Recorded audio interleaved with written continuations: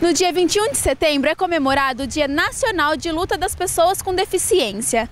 O dia foi escolhido pela proximidade com a primavera e o Dia da Árvore, numa representação do nascimento, das reivindicações de cidadania e a participação plena em igualdade de condições. O Dia Nacional de Luta da Pessoa com Deficiência foi instituído pela Lei nº 11.133 de 2005, com o objetivo de conscientizar sobre a importância do desenvolvimento de meios de inclusão das pessoas com deficiência na sociedade. Com base em informações do E-Social, em janeiro deste ano, mostrou que o país tem 545.940 pessoas com deficiência e reabilitados do INSS inseridos no mercado formal de trabalho e que 93% desses trabalhadores estão em empresas com mais de 100 empregados. Bárbara é secretária escolar e nasceu com uma condição física por causa de um erro médico que na hora do parto faltou oxigenação no cérebro. Ela tem hemiparesia, que é a paralisia cerebral de um lado do corpo, causada por lesões da área córtico-espinhal. A inclusão de diversos profissionais no mercado de trabalho tem sido cada vez mais importante.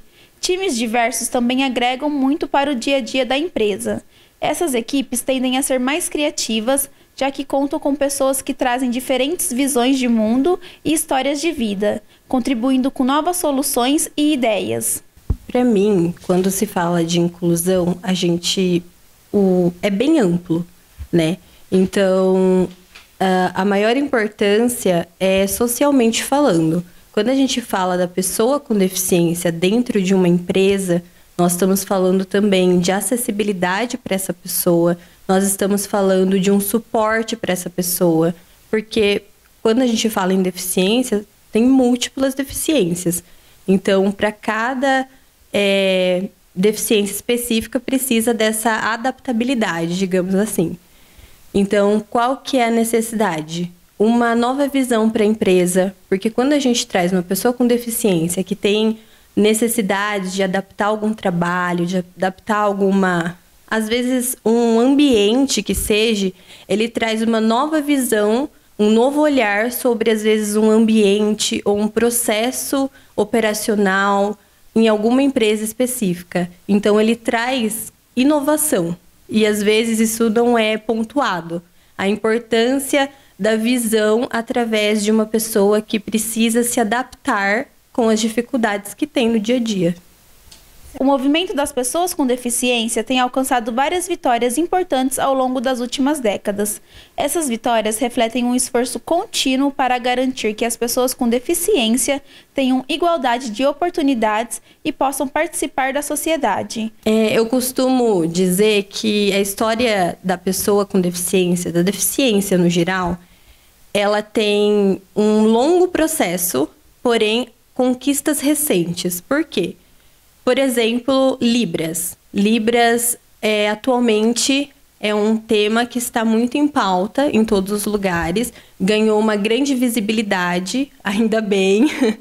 Porém, o primeiro movimento em Libras que teve foi em 1857. A primeira pessoa que trouxe a Libras, digamos assim, que criou a Libras e foi se desenvolvendo. Aqui no nosso país, a lei foi sancionada em 2015, que foi realmente que o Brasil falou, não, é a nossa língua brasileira de sinais, é o Libras.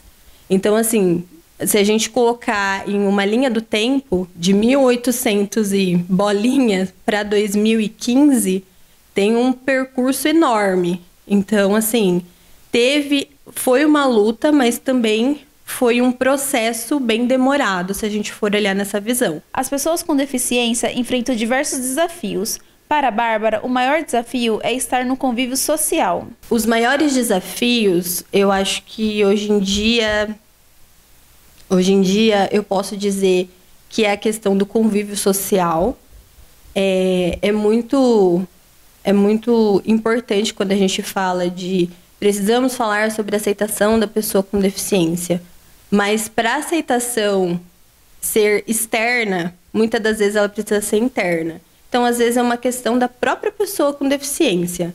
E, assim, o que ajuda muito é o apoio que ela tem. E às vezes, por exemplo, ela não tem apoio familiar, mas no trabalho dela, ela recebe esse suporte que ela precisa, às vezes, para começar esse processo de aceitação. Porque é um processo, não existe um começo, que é o começo da vida, mas não existe um fim, né? Perdura aí por todo o tempo, porque nós somos seres que estamos mudando o tempo todo.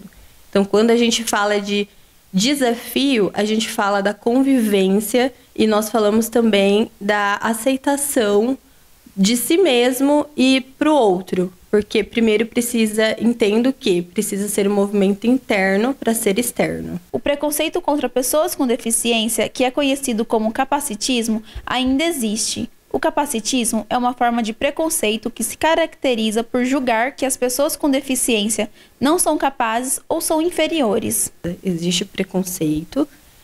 Às vezes, eu percebo, por exemplo, que com a expansão das redes sociais, o preconceito ele está mais velado, né? Porque hoje em dia não existe, você não vê mais, por exemplo, é muito raro, acontece, mas é um pouco mais difícil você ver alguém, por exemplo, xingando uma pessoa com deficiência ou de alguma forma ferindo a imagem dela ou o processo que ela tem. Porém, às vezes, por exemplo, eu recebo elogios no ponto de ônibus, que eu pego ônibus todo dia, falando: nossa, você é deficiente? Nossa, nem parece, você é bonita. Tirando o fato, eu sou uma pessoa bonita, então eu não sou deficiente. Um deficiente, ele é de tal forma, tem um tal perfil. E não, entende? Então, é um preconceito. Porém, ele está velado no dia a dia. Então, existe sim o preconceito. Precisamos falar sobre isso sempre. Mas hoje em dia eu vejo que ele está muito mais camuflado. E isso é perigoso.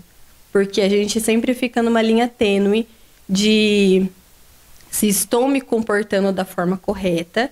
E às vezes eu nem sei que estou sendo preconceituoso. E por ser tão implícito, não é corrigido. E daí é algo que fica, né? Acaba sendo replicado sem a pessoa perceber. Existem diversas formas de contribuir para a inclusão de pessoas com deficiência. Eu acho que a maior colaboração que uma pessoa que não possui deficiência pode fazer é buscar informação. É o principal e primordial. As redes sociais estão aí. Existem muitos influenciadores hoje em dia que são PCDs e que falam do tema com muita propriedade e assertividade. Então, é buscar esse nicho de pessoas que estão envolvidas e dar um Google. Hoje em dia, o Google é tão fácil, é tão acessível. É só dar um Google, pesquisar qual é a forma correta de se falar, de me reportar a pessoa. E daí é muito mais simples. E quando você está agora uma fala como uma pessoa com deficiência, quando você não sei como abordar, não fico curiosa, quero perguntar, pergunte. Mas, eu não sei como perguntar. Pergunte, obviamente, com muita educação e tentando sempre ser natural. Às vezes, o que acontece comigo? Eu tenho uma deficiência física. E, às vezes, dependendo do movimento que eu faço, a pessoa percebe que tem alguma coisa diferente, mas não identifica o quê. E daí, ela fica olhando fixamente e não pergunta. E daí fica um climão, porque eu não consigo ter abertura para falar com ela, ela não consegue ter abertura para falar comigo, e fica uma situação constrangedora. Então, nessas situações, pode perguntar, desde que a pessoa seja educada, não tem problema nenhum. E se já acontece muito comigo, eu tô abrindo alguma coisa ou fazendo alguma atividade que eu tô com dificuldade e às vezes eu nem percebo o tamanho da minha dificuldade. E alguém tá me vendo, tá vendo que eu tô com dificuldade e a pessoa percebo que é com vergonha de chegar e falar: viu, você quer ajuda? Então, hoje em dia eu tenho muito mais um movimento, por conta de todo o meu percurso de vida mesmo, um movimento de pedir ajuda para fazer com que as pessoas entendam que tá tudo bem me ajudar. E para que elas comecem também a oferecer ajuda. Então, hoje em dia não tenho mais questões com isso, mas durante a minha trajetória escolar, por exemplo, eu tive muito dessa questão da pessoa ficar olhando e não perguntar, e daí ficar uma situação constrangedora. É importante que todos tenham em mente que as pessoas com deficiência não são menos capacitadas e, assim como todas as outras, possuem direitos e deveres assegurados.